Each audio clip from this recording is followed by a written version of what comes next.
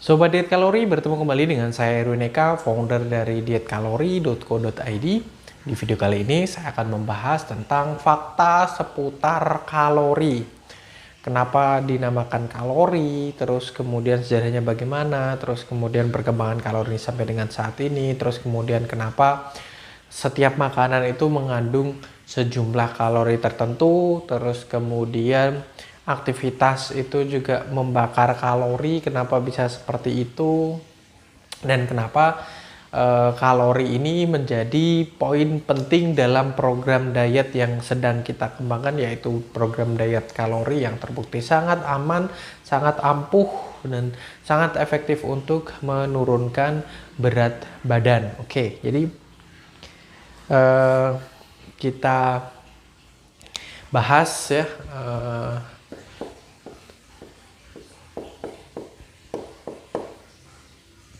tentang apa yang kita sebut sebagai kalori ya. Oke, yang pertama ya, kata kalori sendiri itu ya muncul di tahun 1800-an oleh ya, jadi sekitar tahun 1800-an oleh seseorang bernama Nicolas Clement, seorang kewarganegaraan Prancis ya, di tahun 1800-an mengungkapkan tentang kata kalori begitu ya, dan ya berasal dari kata kalor ya, yang artinya panas. Kenapa diambil kata kalor ya atau panas tersebut? Karena kalori ini ya itu adalah setiap satu kalori awalnya ya itu adalah jumlah yang dibutuhkan ya untuk menaikkan suhu sebesar 1 derajat Celcius dengan konsentrasi massa 1 gram.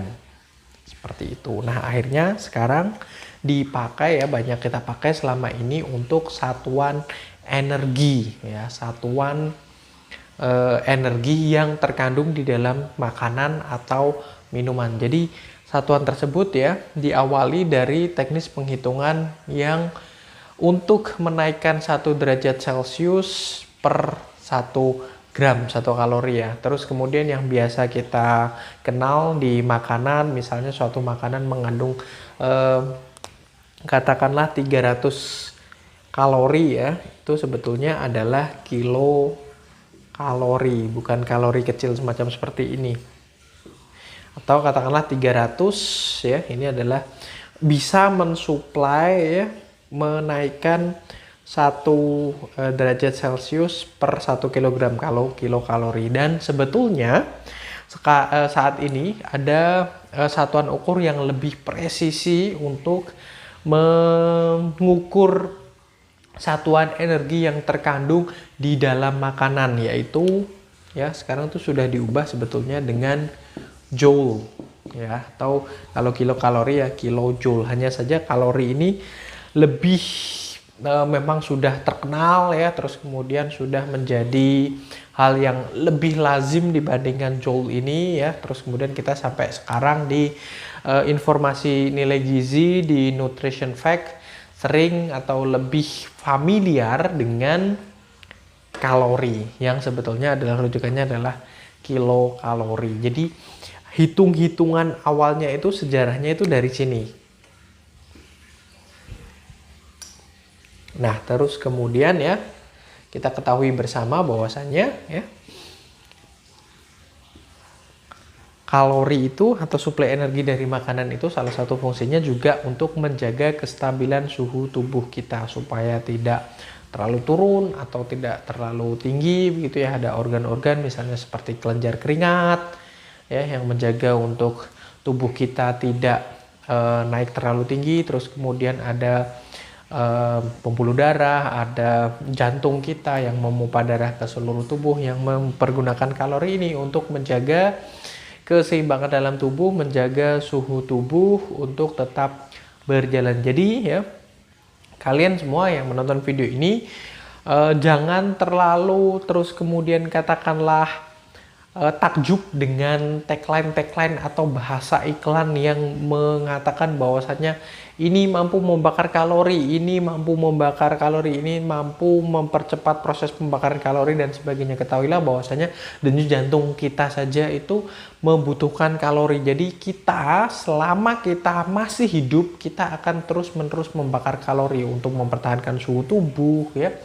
Untuk denyut jantung kita, untuk bernafas, untuk bergerak, untuk berbicara, untuk menonton video YouTube ini, untuk mencermati apa yang saya jabarkan ini, kalian semuanya membutuhkan kalori seperti itu ya. Jadi sekali lagi ya, inti dari kalori itu adalah true fact, fakta tentang kalori ini yang perlu kalian perhatikan adalah dia merupakan satuan energi yang terkandung di dalam makanan, dan sejarahnya dari sini 1800-an ya. Dan pertama kali masuk ke dalam kamus itu di bahasa Prancis masih di 1800-an, terus kemudian bahasa Inggris, dan sampai di terjemahkan di bahasa Indonesia juga kalori semacam seperti ini ya, ejaannya kurang lebih seperti ini. Jadi satu bungkus, satu porsi nasi Padang memiliki sekian ratus kalori, itu adalah sejarahnya dari sini. Diambilnya dari mana? Jadi tidak sekedar mengira-ira ya. Kenapa saya bilang program diet kalori itu bisa di-track, bisa ada kalkulasinya, bisa ada hitung-hitungan angkanya. Itu diambilnya juga dari sini, bukan atas dasar feeling semata begitu. Terus kemudian ya, kalori itu yang perlu kalian perhatikan juga, jumlah kalori itu tidak sama dengan jumlah berat makanan.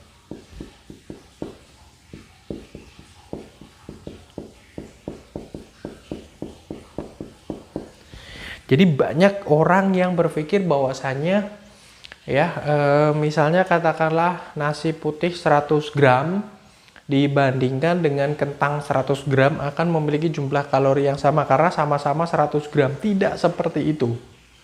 Ya. Komposisi atau apa yang terkandung dalam nasi putih jelas berbeda dibandingkan dengan kentang.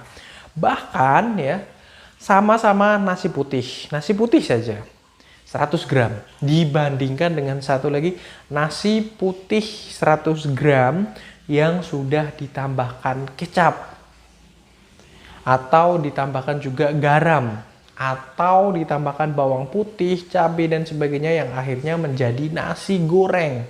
Nasi goreng 100 gram dibandingkan dengan nasi putih 100 gram itu jelas kalorinya berbeda. Dan mana yang lebih tinggi? Ya tentu saja nasi goreng. Dia ditambahkan minyak dalam proses menggorengannya, ditambahkan kecap, saus, bawang, garam dan sebagainya. Apalagi kalau ditambahkan topping-topping ayam ya, ikan misalnya, atau sosis dan sebagainya, tentu saja akan lebih tinggi seperti itu. Jadi kalori itu tidak serta-merta atau tidak selalu berhubungan dengan berat makanannya. Seperti itu. Terus kemudian jumlah kalori ini yang perlu kalian perhatikan juga itu didapati ya dari ini ya 100 gram dan ini sebagainya. Terus kemudian itu terdiri dari protein, terus kemudian karbohidrat, terus kemudian lemak. Oke. Nah, setiap gram protein ini mengandung 4 kalori. Terus kemudian karbohidrat juga sama 4 kalori. Terus kemudian lemak lebih tinggi dengan mengandung 9 kalori. Seperti itu. Nah, dihasilkan dari ini hitung-hitungan awalnya di sini untuk menaikkan suhu sebesar 1 derajat Celcius di massa atau berat 1 gram begitu ya, dengan ada penjelasan lebih lanjut sih berkaitan dengan atmosfer, tapi sudah di rata-rata kurang lebih segini. Disesuaikan dengan tekanan atmosfer yang ada di permukaan bumi secara umum seperti itu. Nah sekarang sudah diganti sebetulnya satuannya secara internasional, joule ini ya. 1 joule ini sama dengan 4,2 kalori. Katanya jauh lebih presisi, tapi 4,2 ya, tidak terus kemudian terlalu signifikan begitu ya. Dan itulah kenapa kalori juga masih banyak dipakai sampai dengan sekarang. Nah kalori ini di dalam makanan tidak serta-merta selalu sesuai dengan berat makanannya, jadi jenisnya terus kemudian proses memasaknya itu mempengaruhi. Terus kemudian nah kalori ini terdiri dari protein, karbohidrat, dan lemak. Semua ada porsinya masing-masing, dan video ya saya yang lain akan membahas tentang fungsi protein, karbohidrat, dan lemak. Jadi sebelum kalian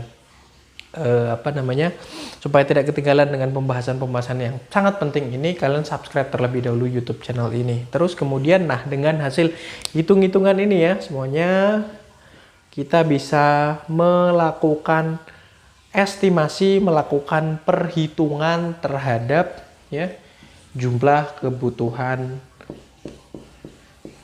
kalori kita atau basal metabolic rate ini. Untuk bertahan hidup kita membutuhkan kalori yang sekian. Nah kita memiliki cadangan kalori di dalam lemak kita. Inilah inti poin dari program diet kalori. Jadi ketika kita tahu kebutuhan minimal harian kita, kita bisa mengkonversi lemak dalam tubuh untuk kembali lagi menjadi kalori, supaya lemak ini bisa hilang, bisa luntur, berubah menjadi otot, dan sebagainya. Seperti itu. Ini ya tentang true fact of kalori ya, sejarah dari kalori. Terus kemudian dia tidak cuman sekedar satuan saja, tapi ada yang mendasarinya.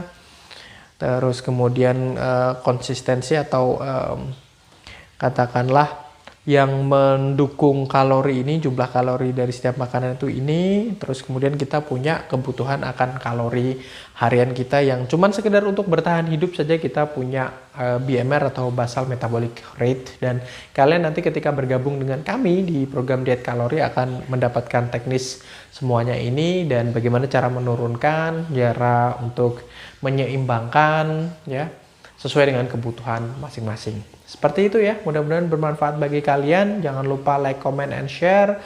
Terus follow juga sosial media kami yang ada di bawah ini. Ada podcast di Spotify, terus kemudian Instagram ya, dan Facebook fanpage. Silahkan di like bagi kalian yang suka bermain Facebook. Dan sampai bertemu kembali dengan saya Erwin Eka dari dietkalori.co.id.